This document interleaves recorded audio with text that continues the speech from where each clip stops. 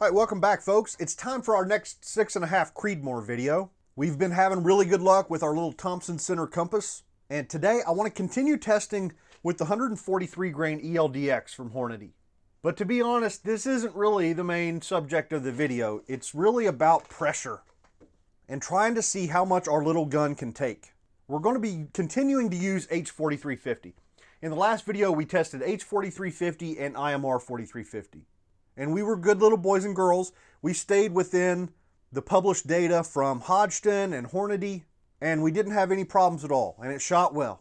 But today I want to push things because, as we move forward with 6.5 Creedmoor, there are going to be a lot of times where I want to leave the comfort of exact published load data and start working our way into the gray areas. But before I do that, I really kind of want to see what this gun looks like, or more specifically, what our brass looks like as we start reaching higher pressures. And I want to do it with H4350 because this is by far the most popular 6.5 Creedmoor powder, right? That's why it's so hard to find. It's good for other stuff as well, but the reason it's flying off the shelf, I believe, is people putting it in 6.5 Creedmoor. So there's a ton of anecdotal evidence of maximum load reports from people shooting this powder. And in the last video, we shot up to 41.5 grains of this stuff. Now, all over the forums, all over the internet, anywhere you look, down in the comments section of the last video where we shot this powder, you'll see lots and lots of people talking about shooting all the way up to 43.5 grains. It's a full 2 grains of powder above where we were last time. So I think 6.5 Creedmoor has a little bit of a shady history. I think early on, a lot of the load data was hotter, but there were a lot of people out there running into pressure problems. So it seems like the companies, not only with the load data, with the factory ammo, they've kind of reeled it in a little bit. If we look at the Hodgdon load data on their website, see, it's nice that they actually share the pressures with us there. And like, here's the chart for the 142 grain Sierra Match King. And the highest pressure there is IMR 4451 at 61,200 PSI. My understanding is this is a 62,000 PSI cartridge. But you look at like the H4350 data, it's below 60, 59,800. And you'll see a lot of 58,000s on there. And I think that's the gap we're seeing between published load data and what people are actually out there shooting. It's that last 3,000 or 4,000 PSI before you hit SAMI maximum pressures, and that region seems to have caused a lot of problems here as this cartridge becomes more popular, and everybody just seems to have backed it down a little bit. So just looking at those numbers, I know that, just working through this logically, their 41.5 grain max with H4350 isn't quite truly max. Maybe that's flawed logic. Maybe there's things I don't know going on here. That's certainly possible, but like I said, there's people out there shooting up to 43.5 grains. So that's what I want to do today. I want to take off where I want to pick up where we left off in the last video. We shot up to 41.5 grains. We didn't see any problems. The groups seem to be getting tighter. 41.5, our highest charge, was a very good shooting load. So I want to start there and just keep going. And this video is going to be a little bit weird when compared to my others. We're going to load up 35 loads. I want to start at 41.6 grains. I wanted to do 0.2 of a grain increments, but I'm going to go ahead and stick with 0.3 of a grain increments. I want to cover a lot of ground. So we're going to start at 41.6, and I'm going to load rounds all the way up to 43.4 grains. I feel pretty certain that I'm probably going to end up needing to pull some bullets at the end, right? I don't think we're going to be able to actually shoot all of these. But I want to get out there, I want to start shooting them, I want to see what our brass tells us. And hopefully what we learn here with H4350, as far as how to read pressure from our gun, we can then take that knowledge onto the weirder combinations of lesser used powders and bullets and feel a little bit better that whenever we do reach pressure, we'll be able to tell it by looking at our brass. Another thing I've been researching a little bit more is our cratered primer problem. So we're using Starline small primer brass, and we've been shooting CCI 450 primers. These are considered very hard primers. They have thick cups, but we see cratering around the firing pin mark on everything we shoot. Low loads, high loads, all the loads. So I suspect that's probably where we're going to see a failure today, or a pronounced worsening, is with that cratered spot. We may pierce primers, but if piercing primers is going to be this gun's thing, I want to know about where it's going to happen, basically. Now here's the thing. If we go back to our factory ammo that we've shot some Hornady American whitetail, we've shot some Federal non-typical whitetail. This stuff does not crater. The primers on these guys are not cratered, and they're a little bit flat. So it kind of seems like that's the trade-off. If you go with large primers, you're going to be flattening primers early. And if you go with small primers, you're going to be cratering primers all the time. And this, I see a million reports out there of the exact same thing with Lapua brass, which also uses the small primers. So it's not a Starline thing, it's a small primer thing. And it's certainly not confined just to the Thompson Center compass. Like the Remington 700s, everybody talks about it happening on the Remington 700s. And what a lot of people do is they bush their primer, like bushing the primer. I don't know much about this. I think there is a bushing involved. It fixes that fit between the firing pin and the firing pin hole, where in our gun we've got a little bit of space, and that's where these primers are flowing into and causing the cratering. Bushing your bolt fixes that fit. We're not going to be bushing the bolt on a $200 gun or a $225 gun. So I'm not really looking for a fix here. I just want to characterize it better, right? I want to know just how far we can go before it really becomes a problem, before the crater is just crazy, like raised up, or we start piercing primers. That's what I'm trying to feel up. That's what we're looking for. So that's the plan. It's time to get started. We covered all the load data, right? We're going to stick with the same overall length of 2.8 inches. At least I think it was 2.8. Yes, 2.8 inches. I better write that down. So our Starline brass is now twice fired, and it is looking shiny because I went ahead and tumbled it. Got this stuff nice and cleaned up in the wet tumbler. I have already sized it. I bumped the shoulder 1/1000th of an inch, which we've covered a little bit in previous videos, and I'll be covering again in future videos, just not this video. Our brass is really not stretching.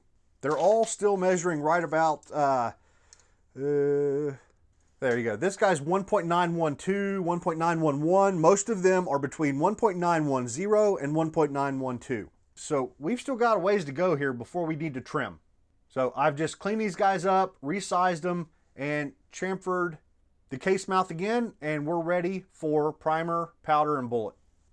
All right, so 3 loadings in, these primer pockets in the Starline brass still feel awesome, still feel perfect, nice and tight, going in smooth, but we haven't pushed them that hard, right?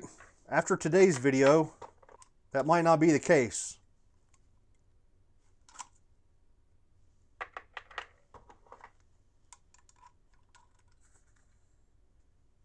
All right, so I'm almost done weighing powder. And like this top charge of 43.4 grains, it doesn't look like it's going to be too crazy compressed. It might crunch a little, but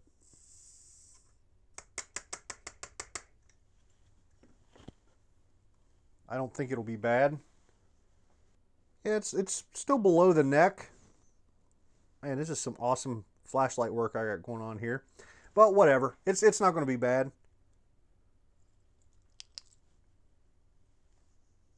We'll find out once we start seating bullets, which is next. All right, now I think, let's see, I need the right shell holder. That's not the right shell holder. That's the right shell holder. I don't think I've touched these dies since the last video, so screw it. Let's just try and seat the first one and see if it comes out at the correct overall length. Need to turn on my press light. Yeah, 2.802, sweet. We don't have to touch anything. Which means that this part of the video would be boring anyway, so I'll tell you what, let me jump ahead to the last row and we'll see how crunchy it gets. Like, you know, our bottom charge here was at 41.6. Yep, still getting plenty of powder movement when we shake. So let me go up to one of the highest charges.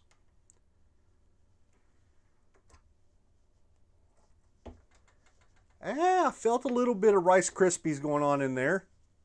Yeah, not feeling anything. Tell you what, I'll work my way down. Yeah, so it seems like the last two rows are the only ones that are compressed. 43.1 and 43.4 grains. So definitely not bad as far as case fill.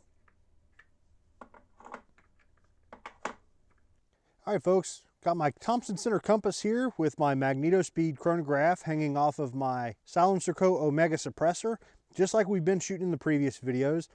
It is in my Caldwell lead sled with a bag of shotgun shot to kind of weigh things down a little bit. We're going to be shooting at 100 yards. The dots are 1 inch. So let's get started. See if we can blow this thing up.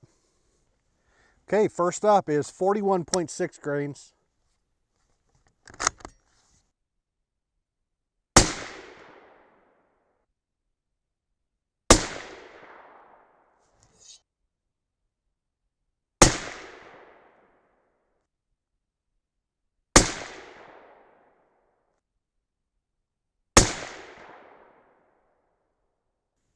All right, that's a pretty darn decent group to start out with. I did not see any pressure signs on the brass here, but I'll tell you what, since this video is really going to be all about the brass, let's cut back and forth to the bench between each group and have a look at that brass. All right, folks, our first 5 pieces of brass look just fine. And no surprise here, we're only 1/10 of a grain hotter than we were in the last video where we didn't see any problems. So it would be a bit of a shock if we did see any problems.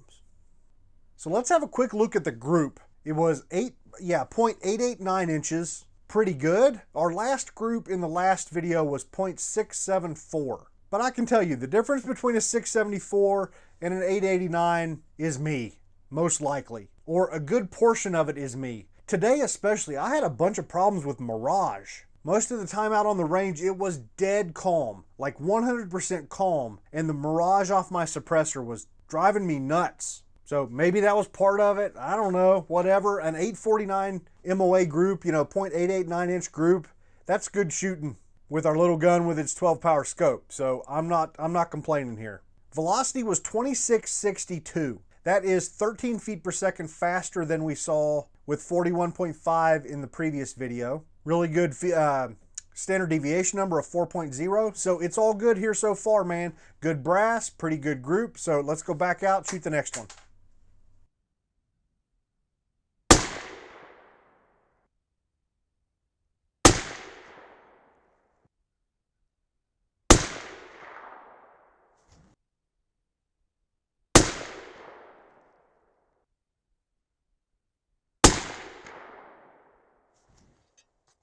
All right, with our 41.9 grain charge, once again, brass looks totally and completely fine. Nothing to see here, nothing to complain about.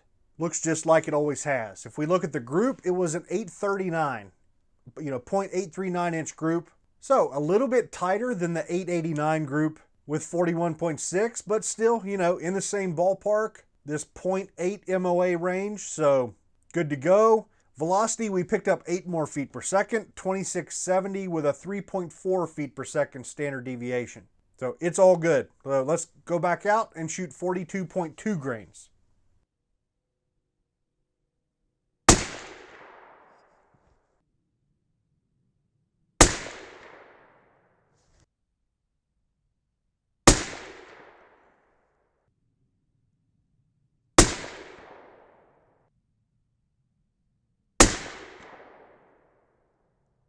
All right, so this is nothing if not consistent. First of all, the brass looks completely fine, same as it always has been. I'm starting to maybe pick up just a little bit of a ghost of an ejector mark, just a round circular pattern on some pieces of brass, but it is very slight. And if we look at the group, we shot a 0.835 inch group, very similar to the last two groups, right there about 0.8 MOA. Our velocity up to 2697. We picked up 27 feet per second that time and a 6.0 feet per second standard deviation. So nothing exciting yet. So let's get back out there, 42.5 grains.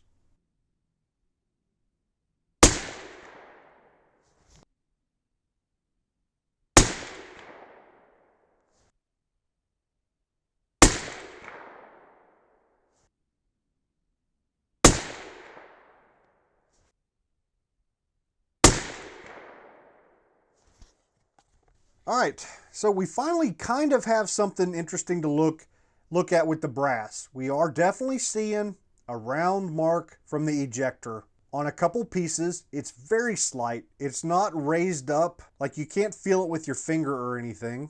But there was one piece in particular that seemed to have a especially raised up primer crater, but the primers are still nice and round. Nothing to freak out about quite yet, but this is our first sign of, maybe we're starting to see something. The group, yeah, this is getting boring. So this was a 0.810 inch group, right about 0.8 MOA. Our groups are shrinking ever so slightly, but at this point, all the groups are within 80 thousandths of one another as far as size. So very consistent. Velocity up to 2718. We broke that 2,700 feet per second threshold. But standard deviation got a little bit worse to 11.4. But, not much to complain about here. Everything's going well. So let's head back out for 42.8 grains.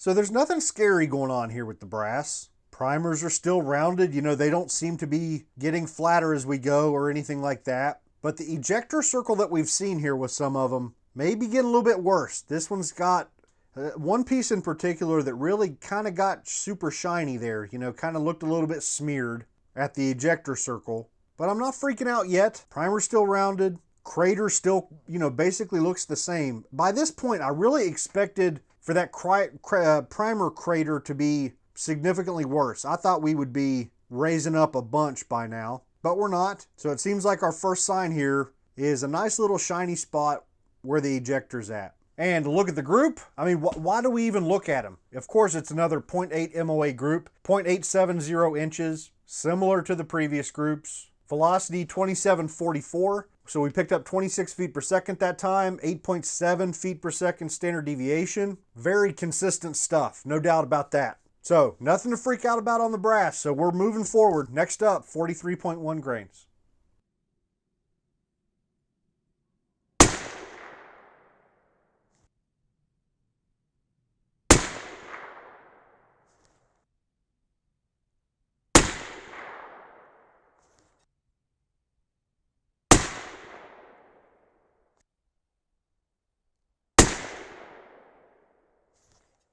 So at this point, definite round, obvious round spots on all the brass where the ejector is. It's not raised up. We're not raising any burrs. It's just a little bit shiny and a little round mark on each piece of brass. Primer is still pretty darn rounded at the margins, no doubt about that. The crater, the crater from the firing pin, if it's worse, it's just barely worse. So I expected to have something to freak out about by now, but we don't really have it. It's kind of still looking okay. Now, if we look at the group, we finally broke our streak of 0.8 MOA groups, and unfortunately it got a little bit bigger. This was a 1.023 inch group, 0.977 MOA. And it was definitely these last couple groups where the mirage was just killing me. It was driving me bonkers. So that might have had a little influence on this group opening up. But then again, maybe it didn't. I don't know. But still, right about an inch. I'm not going to complain about that. Velocity 2762. We picked up 18 more feet per second. 5.4 feet per second standard deviation. So it's all looking good. So we've only got one load left. And at this point, I decided to go ahead and shoot it. So let's get back out there for 43.4 grains.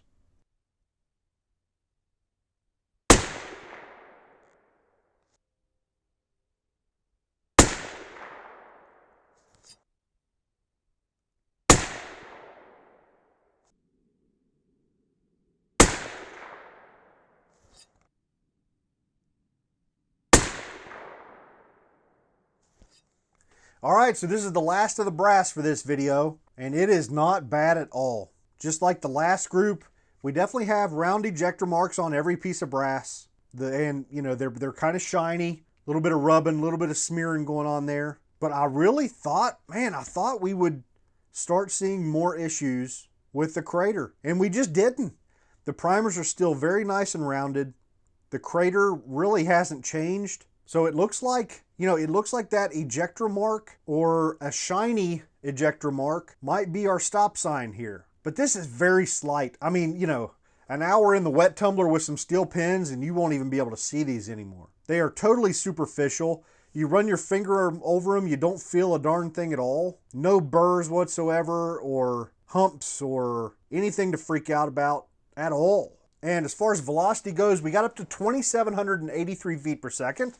Picked up 21 feet per second here on the last group. Standard deviation a little bit gross at 14.3. Standard deviations overall with this powder all the way, from 40.3 grains to 43.4 grains, they were all pretty darn good. We only had 3 charges that gave us double-digit standard deviations, and this last one here at 14.3 was the worst. But, standard deviations they sometimes lie to you with 5-shot groups. But looking at kind of the powder performance as a whole, the consistency has been incredible. I tell you what, let's back out and look at all of the groups. Just look at that. I will tell you, between the top row and the bottom row, I took a break of like 20 minutes just to let the barrel and the suppressor cool down a bunch because that Mirage was driving me bonkers. So you see, like the top row, we have a very slight and very subtle downward shift in point of impact as we go. But then once the barrel cooled off and I came back, it kind of jumped back up there.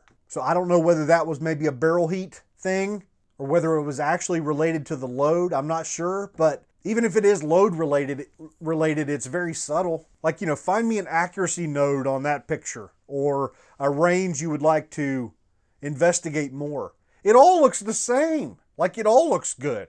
And this goes back to the previous video. Yeah, here's the target from the previous video. And it was similar. Like our worst group from the 2 range trips was this 1.33 inch group here that we shot in the previous video. But none of them are bad. None of them are bad at all. So this bullet seems to pair up very well with this gun. And of course, H4350 is a great powder for 6.5 Creedmoor. So the fact we were able to push it all the way to 2,783 feet per second without blowing our face off with a 22-inch barrel is really good stuff. Now, kind of the whole point of the video, though, was trying to figure out what our pressure signs were going to look like. And I am happy that we didn't pierce any primers. I thought we were going to. I really thought that would be our first sign of serious pressure would be pierced primers. And maybe it will be. Maybe H4350, we're just not able to get there. And maybe once we switch to other powders, we might run into it. But this was a nice full case. The last couple charges were compressed, so we could go a little bit farther, but not really, not much. And our gun handled it like a champ. Our Starline brass handled it like a champ. But like I mentioned, these ejector circles and shiny spots, they're going to come off with a little bit of wet tumbling. They're just totally and completely superficial. And we'll have to see as we move forward, whether some of these, maybe we loosen up the primer pockets a bit, but I don't think we did. I think these small primer pockets are going to be very resilient to these heavy loads. So I don't know that we really accomplished what we were looking to accomplish, but we certainly learned a lot. It makes me feel pretty good about being able to push the gun as we move forward and gives us some idea of what to look out for. So I guess that's it. I think that's where we'll end this one. I'm not sure yet which way we'll go next with 6.5 Creedmoor. Well, I'll have another video up here in just a couple days.